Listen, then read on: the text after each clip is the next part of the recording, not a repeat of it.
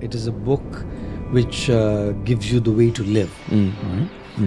And the setting for the Bhagwat Geeta is the battlefield of Kurukshetra, the Mahabharata, where Arjun's confused, right? And Krishna becomes his mentor and gives him guidance in a way that he can now start doing what is meant to do right.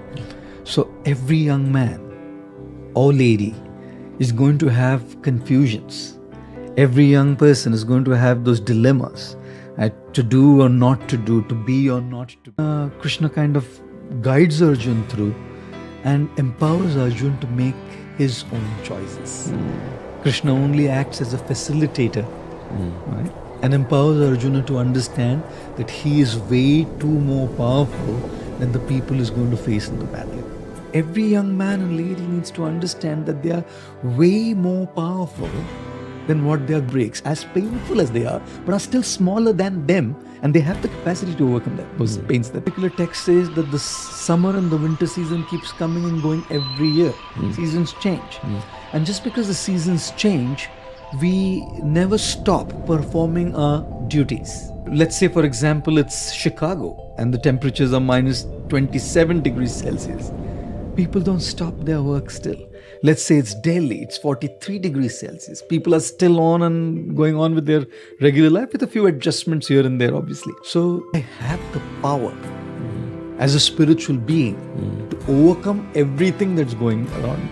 In the Gita is a verse from the 6th chapter which talks about the mind being a friend or an enemy to you. It depends on how you deal with the mind. Okay. Right? If you befriend your mind, the mind will become your friend and will empower you to do what you want to do. But if you don't deal with it rightly, then the mind will become your enemy and will lead to your downfall. I'll give you an example. You want to get up early in the morning to go for a jog or for a workout because you know you want to be fit. You know your days are busy. And you decide this is going to be my plan for the year 2020. Correct? You set up the alarm clock to wake up early in the morning, like 5, 6, whatever. And when the alarm goes, what's the mind saying? The first thing, you slept late last night, take it easy. Or you don't have to necessarily go to a place of worship to look at the presence of divinity. You can look at the presence of divinity in nature. You can look at the presence of divinity in other people. You can start looking at the splendor of the creator or the creation.